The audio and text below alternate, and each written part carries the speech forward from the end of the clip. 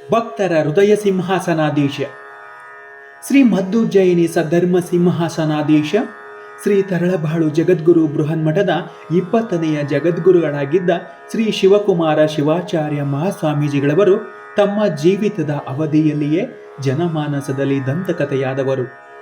ಮರ್ತ್ಯ ಲೋಕದ ಕರ್ತಾರನ ಕಮ್ಮಟದಲ್ಲಿ ಲಿಂಗ ಮೆಚ್ಚಿ ಅಹುದ್ ಅಹುದ್ ಎನ್ನುವಂತೆ ಬದುಕಿದ ಅವರು ಕೇವಲ ನುಡಿಜಾಣರಾಗದೆ ನಡೆದೀರರೂ ಆಗಿದ್ದ ಅಪ್ರತಿಮ ವೀರ ಸನ್ಯಾಸಿ.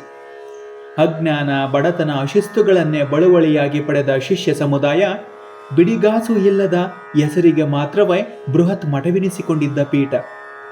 ಸದಾ ಕತ್ತಿ ಮೆಸೆಯುವ ಒಳ ಹೊರಗಿನ ಶತ್ರುಗಳು, ಇವುಗಳ ಮಧ್ಯೆ ವೈರಿಯು ಮೆಟ್ಟಿ ತಲೆದೋಗುವಂತೆ ಅಡೆತಡೆಗಳನ್ನು ಪುಡಿಗೈದು ಸಮಾಜವನ್ನ ಕಟ್ಟಿ ಬೆಳೆಸಿದವರು.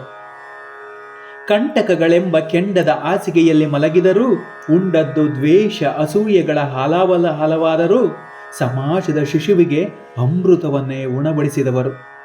ಹಳ್ಳಿಗಾಡುಗಳಲ್ಲಿ ನೆಲೆ ಕಂಡುಕೊಂಡ ಬೇರುಗಳಿಗೆ ಶಿಕ್ಷಣದ ನೀರೆರೆದು ಬದುಕಿಸಿ ಸುಡುವ ಬೆಂಗಾಡಿನಲ್ಲಿಯೂ ಸುಖದ ನಂದನವನವನ್ನ ನಿರ್ಮಿಸಿದ ಮಹಾನಿರ್ಮಾತೃ ಶ್ರೀ ಶಿವಕುಮಾರ ಶಿವಾಚಾರ್ಯ ಮಹಾಸ್ವಾಮೀಜಿಗಳವರು. ಉರಿ ಬರಲಿ ಸಿರಿ ಬರಲಿ ಅಂಜದೆ ಅಳುಕದೆ ಪರಮಾತ್ಮನ ರಾಜತೇಜದಲ್ಲಿ ಬಾಳಿ ಸಮಾಜವನ್ನ ಮುನ್ನಡೆಸಿದ ಅವರ ಬದುಕೆ ಒಂದು ವೀರಗಾಥೆ. ಕಾಯಕವೇ ಶಿವಪೂಜೆ, ಜನತೆಯ ಜಂಗಮವೆಂದು ನಂಬಿ ನುಡಿದು ನಡೆದು ಭವದ ಬದುಕಿನಲ್ಲಿ ನೀರ ತಾವರೆಯಂತೆ ಬಾಳಿದ ಅವರ ಬದುಕು ಅನನ್ಯ, ಅಸದೃಶ್ಯ. ಸಾಗರಕ್ಕೆ ಸಾಗರವೇ ಉಪಮೆ ಎನ್ನುವಂತೆ ಅವರಿಗೆ ಅವರೇ ಸಾಟಿ.